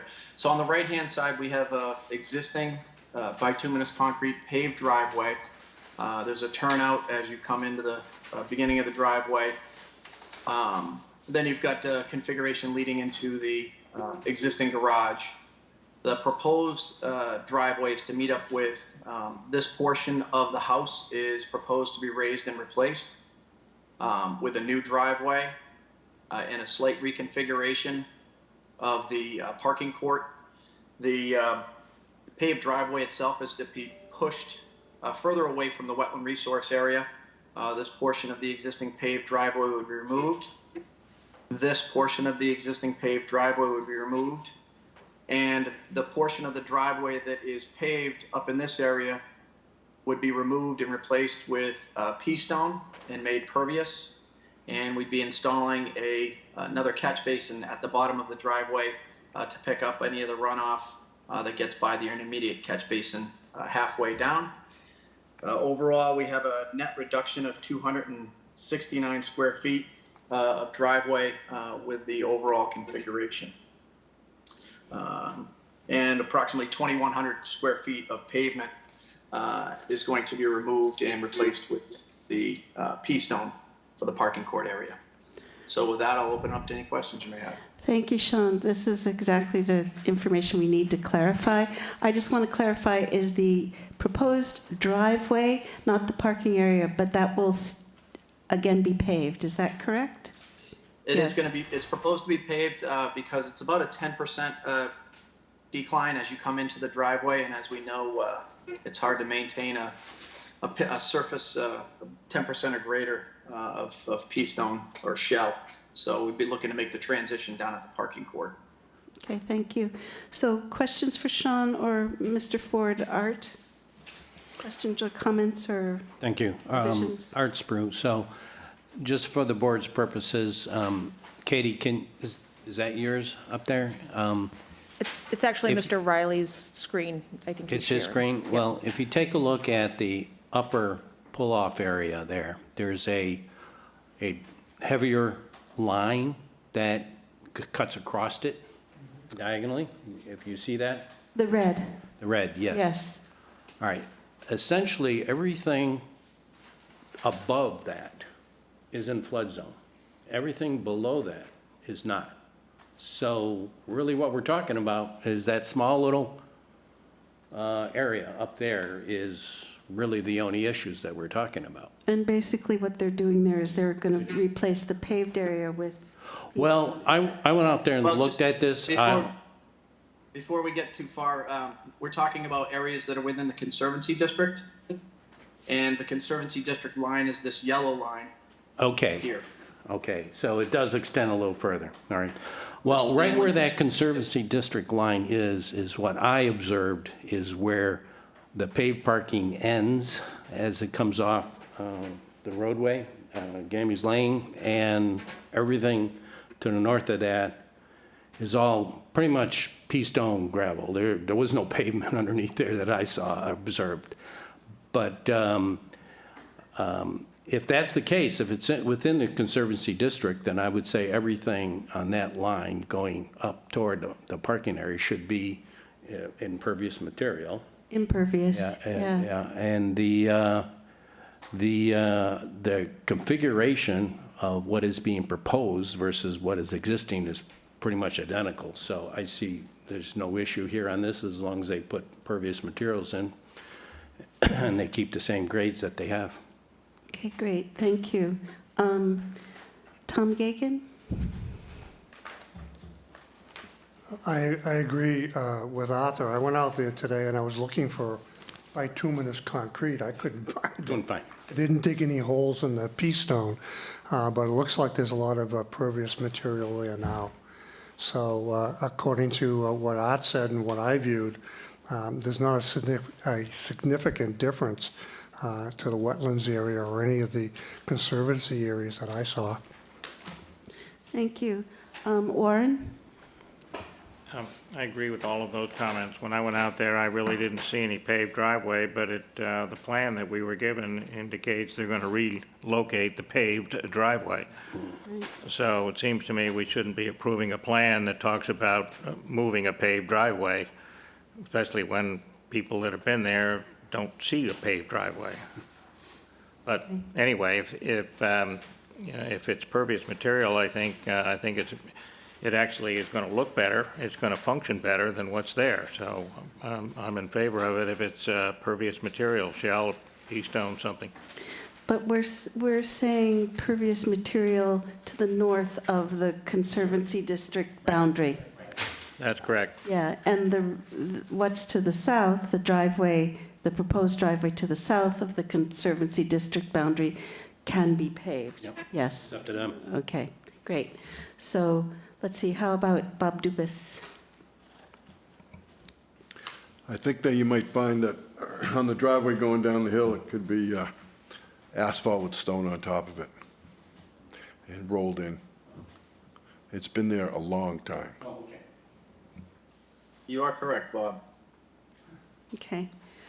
And Bob Wirtschafter?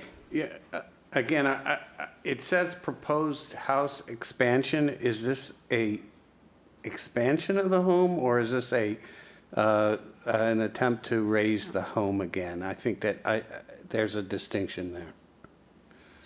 Yes, There is an expansion of the house and garage.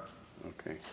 So to clarify, this line right here, the dashed line, this portion of the house, this wing of the house is to be raised and replaced with these gray areas as the proposed house expansion on either side.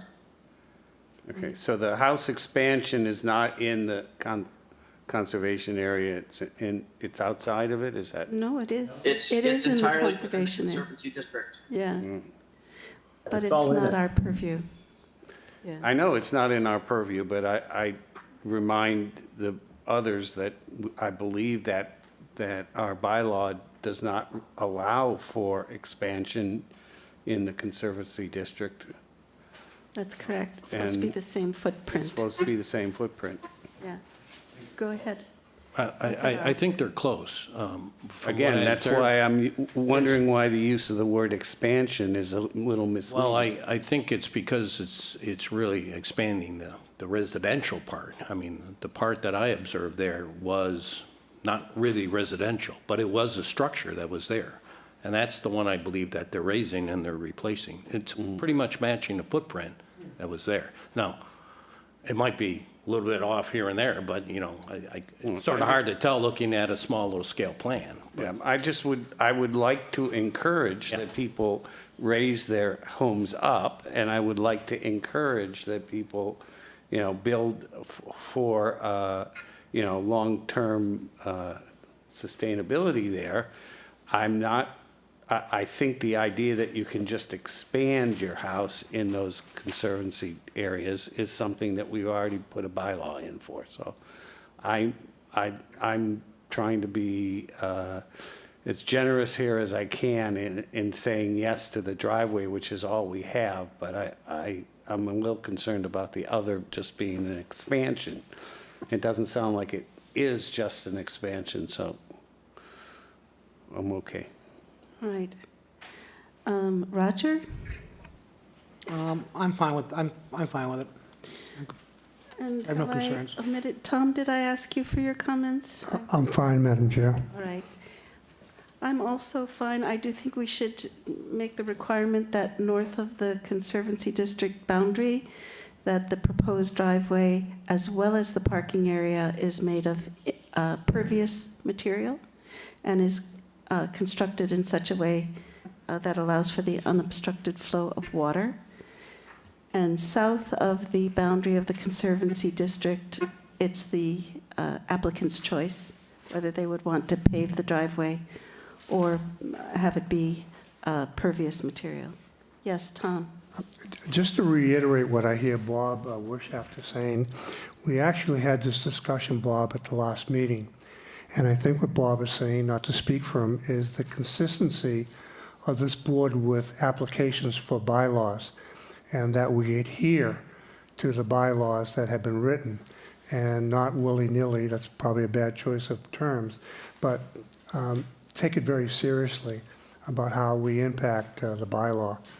And it is on a case-to-case basis, and I think you're trying to make the point that we have to look at this very carefully as a board. Yeah. Yes, and I think that's how to put this, I would support that direction for the board. I think in this particular case, as you know, the building comes under the purview of the Zoning Board of Appeals. They can grant a permit to expand the house, even though the bylaw does clearly state that it should be the same footprint in the Conservancy District.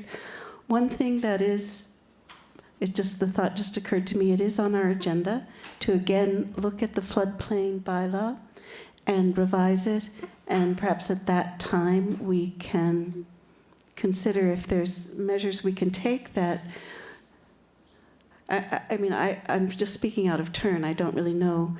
It's something we'd have to investigate if we can change the language such that it's more strict, so to speak, that we actually cannot, because I agree with Bob Wirtschafter that the intention of the bylaw when we did work on that floodplain prior to 2016 was that the footprint would remain the same for new buildings, that we would require that the footprint remains the same for new construction in the Conservancy District.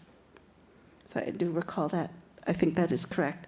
All right, but for the purposes of this driveway, I think we would have a motion to send a positive recommendation to the Zoning Board of Appeals with this added stipulation that the section of the driveway north of the Conservancy District boundary is also of pervious material as well as the parking area, and that the entire new driveway and parking area are constructed in such a manner as to allow the unobstructed flow of water.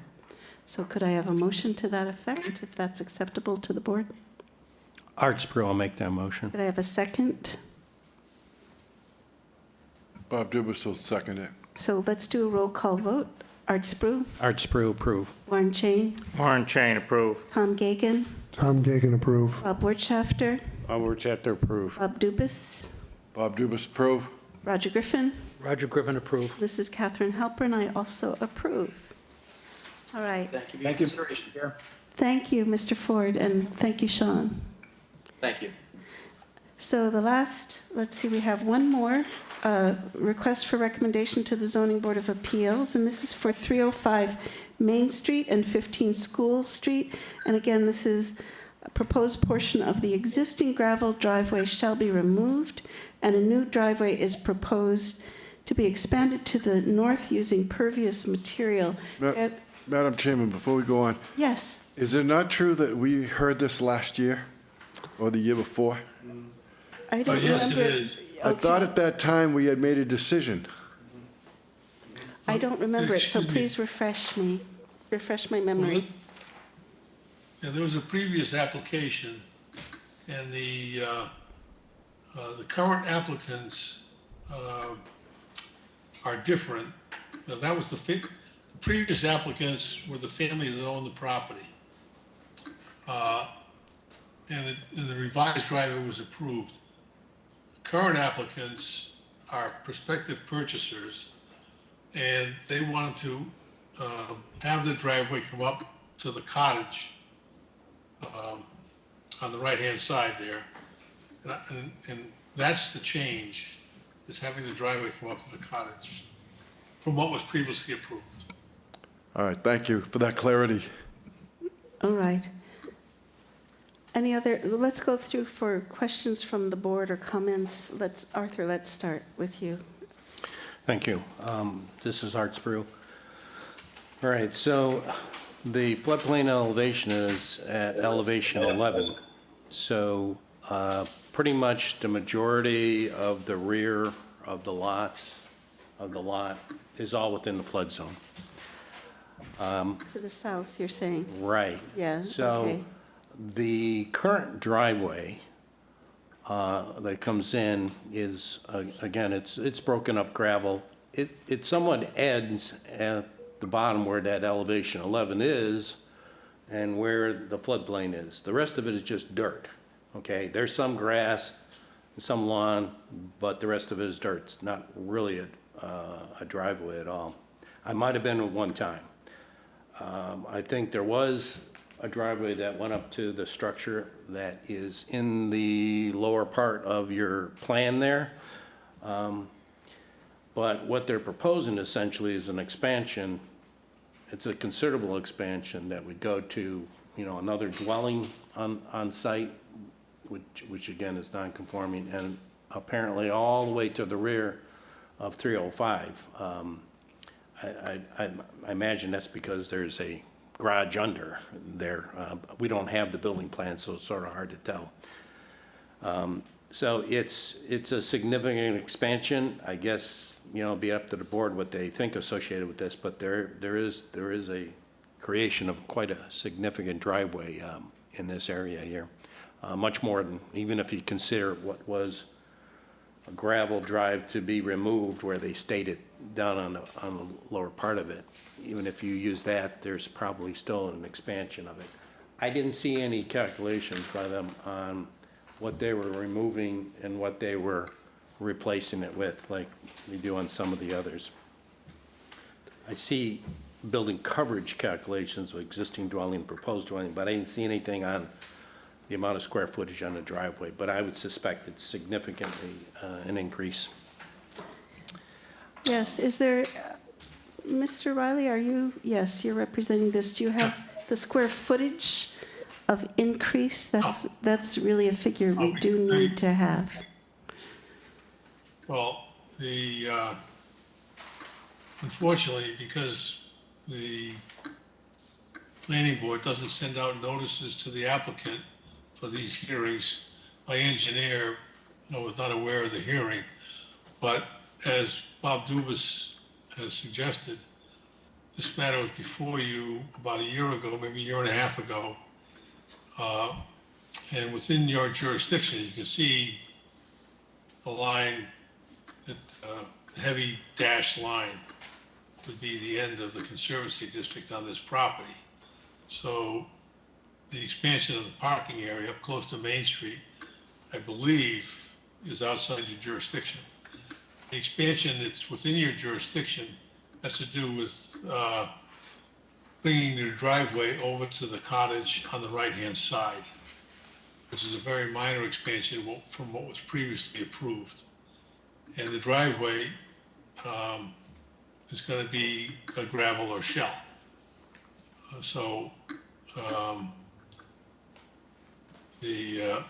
While the driveway overall, constitutes an expansion, I believe, within your jurisdiction, the expansion is very, very modest over what was previously approved. Don't have it. Yeah, we don't have the exact, yes, Bob Dubus. It would have been helpful to us if you would have included a plan of what we had previously approved, so we could see the change from that to this. Because we really have no reference point to go to from what we've approved. And I think that would be a very helpful thing for us. If I could just comment too, the staff report says the zoning board will hear this application at their September 8th meeting. So we could continue this matter until August 22nd and ask for additional information. We need the square footage of what, is being added. We always need to see that, and we do need to see what was previously approved by the planning board for this site. Is that acceptable to the board? I think that's a great idea. All right, great. So what we would need is a motion to continue this matter to the August 22nd meeting with the request for additional information from the applicant as stated and summarized. Madam Chair, Tom Gagan, so moved. I have a second to that Roger motion? Griffin will second that motion. All right, let's do a roll call vote. Art Spru, Art Spru, approve. Warren Chain, Warren Chain, approve. Tom Gagan, I'm Gagan, approve. Bob Wertschafter, Bob Wertschafter, approve. Bob Dubus, Bob Dubus, approve. Roger Griffin, Roger Griffin, approve. and this is Catherine Halpern. I also approve. We'll continue this matter to the August 22nd meeting with the request for additional information and clarification. So that was, Madam Chairman? yes, please go ahead, Bob. In this plan is a pool. Do we not have a say about pools either? I'm afraid we don't, just driveways, All yeah. right, because pools are not allowed, I know that we passed a bylaw that pools were not allowed. Yes. So, I do recall that also, so, yes. All right, Madam Chair, yes, Mr. Gagan. I'm wondering, as a suggestion to the board, that the engineer and members of this board perhaps do a site walk. This is an extremely tight area, and I have four-wheel drive, so I got out of there. But I think this is important enough, at least to me, from what I need to understand, is, I mean, there's stakes all over the place, and grading stakes and other stakes. My suggestion would be that we plan a site plan for those board members that would like to meet there, again, to help me understand better what is being requested of this board. Yes, go ahead, please, Katie. Sure, I can certainly request that of the applicant. Mr. Riley is logged off at this point, but we can certainly put that plan into motion, and we'll reach out to you to check everybody's availability. I'd like to know if the board wants to do that, Katie. This is just my suggestion. So at some point, other board members should, come on board and say whether that makes sense to do that or not. Thank you. And also, it doesn't have to be everyone. If there are other board members who would like to organize a site visit, Bob Dubus. I would recommend the site visit, and I would recommend that Okay. the plan that we approved previously be done in one color. And the new plan be done in another color, so we can get a perspective of what the expansion is. All right, great. Other board members in favor of a site visit? Yes. Yeah, Yeah. I think there's, yeah. I think I would go back, I would like to do that, but I'd like to get the plan of what we approved before I go back out there. Great. All right, so is that workable, Katie? We can, yes. So Katie will request of the applicant, and then we'll schedule a time and date. All right. That's the last agenda item. We don't really have points for discussion scheduled for today. So our next action would be a motion to adjourn the meeting, unless there's Bob any Dubus says, comments. let's adjourn this meeting, please. I second. All right, let's do a roll call vote. Art Spru, Art Spru, approve. Warren Chain, Warren Chain, approve. Tom Gagan, Tom Gagan, approve. Bob Wertschafter, Bob Wertschafter, approve. Bob Dubus, Bob Dubus, approve. Roger Griffin. Roger Griffin, approve. And this is Catherine Halpern. I also approve that we adjourn the meeting. Let's note the time as 6:53, or is it 54? Yes, 6:54. Let's note the time of adjournment. And thank you, everybody, for participating, and enjoy the rest of the evening.